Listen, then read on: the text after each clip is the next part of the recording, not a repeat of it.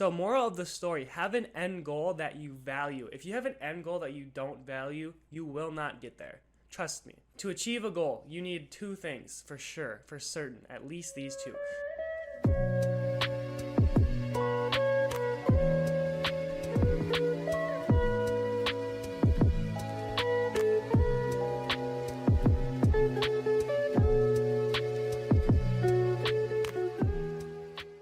How's it going, everybody? Welcome back to the channel. So today is still peak week. It is Wednesday, so day 3, I think. Yeah, it's Wednesday. No.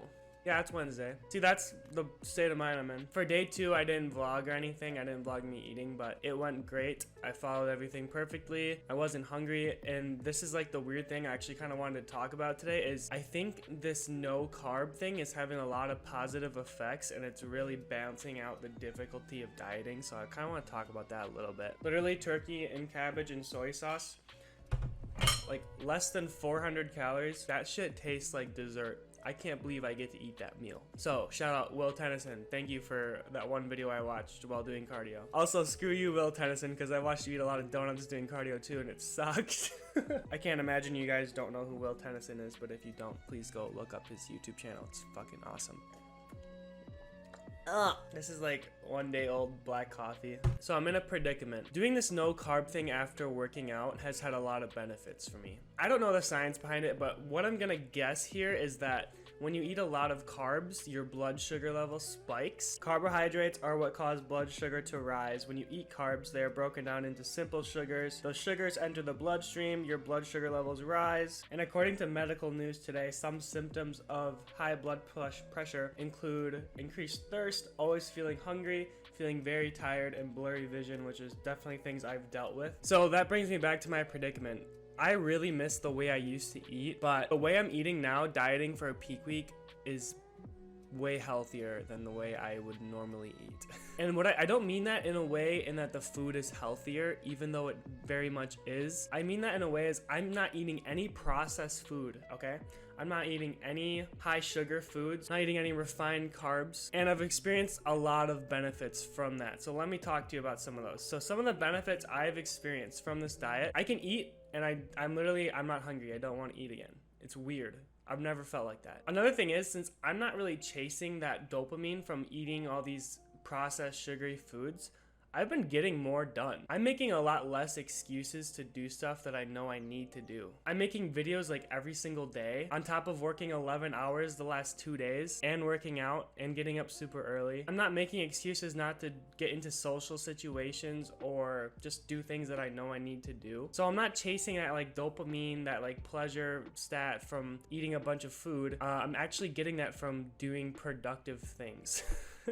I'm not saying that like it's some scientific discovery, because I know that's the case. It's just very bittersweet because I know after my show, I'm gonna want to go back to like getting fucking McDonald's every once in a while, or getting like some cheesy breadsticks from Quick Trip, or a protein cookies. This diet has basically opened my mind to, once I'm done with the show, I'm still gonna try to eat like this, but it'll be a little bit different. Obviously, calorie intake is going way up. I'm still gonna go back to things like peanut butter, chips, candy. Like, I know I can't stay away from it, but I'm gonna try to moderate a lot. And I'm gonna try to have this peak week mindset that I have right now, which is just do it because it'll feel so much better to eat like shit if you eat well for like a few days and you actually feel like you deserved it. Which is another thing, is I'm like able to commit to this right now long term, and I know it's a few days, but for me a few days is a huge increase from my past levels of discipline. Like, I'm on day 3. I haven't had a single thought or urge to go buy a shitty piece of food and eat it and cheat. So moral of the story, have an end goal that you value. If you have an end goal that you don't value, you will not get there.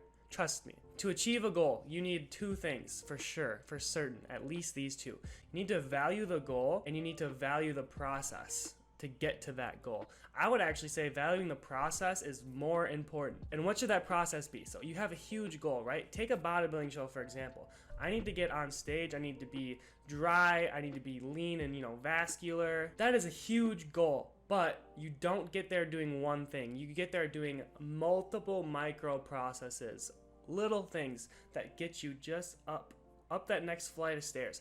Doing this show is like climbing 20 flights of stairs, but I'm not even focusing on one flight at a time. I'm focusing on the next step, literally the next step to get up those stairs. And if you just focus on that and you achieve that step, and this is where the value comes in, and if that step feels like you did something, like, great, I made it, like I'm getting there, and you value that, I'm like getting goosebumps talking about it because this is the shit I'm passionate about. That's the recipe for success. So the hard part of that is you need to find something that you truly value.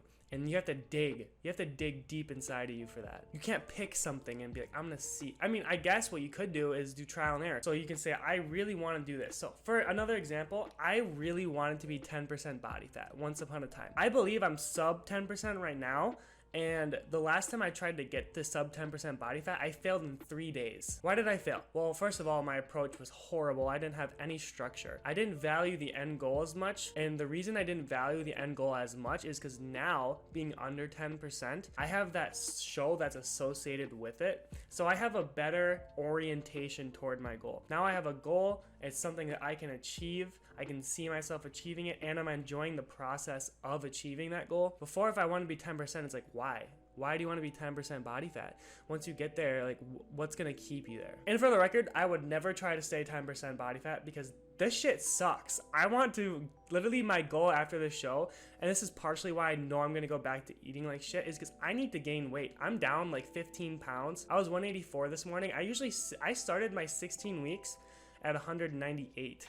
And it's not all fat, but I do believe at least 8 to 10 pounds of that is fat, maybe 8 at the minimum or mid-level. Like, I'm feeling the effects of that. My energy's down, my brain's foggy, I'm like not thinking straight. I'm useless at work, by the way. I'm useless. Which, to change directions a little bit, that's actually what this show has helped me realize as well, is unrealistic body goals aren't worth it at all. What you see on social media, trying to achieve that will just only dig you deeper and deeper into your own problems. Trust me, because you're gonna be like, wow, why can't I be like that? Like, what's wrong with me? And it's not what's wrong with you, it's what you're being shown is unrealistic. So that's my spiel.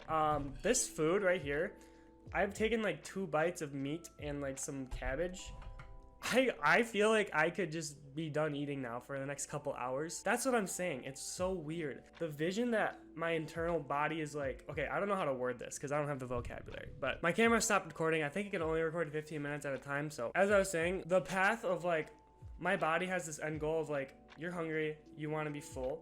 Before I would be like, all right, let's get some freaking McDonald's. Let's get a burger and some fries. Let's get all these calories, all this like gross fat, refined carbs. That wasn't filling my hunger. That was filling my dopamine.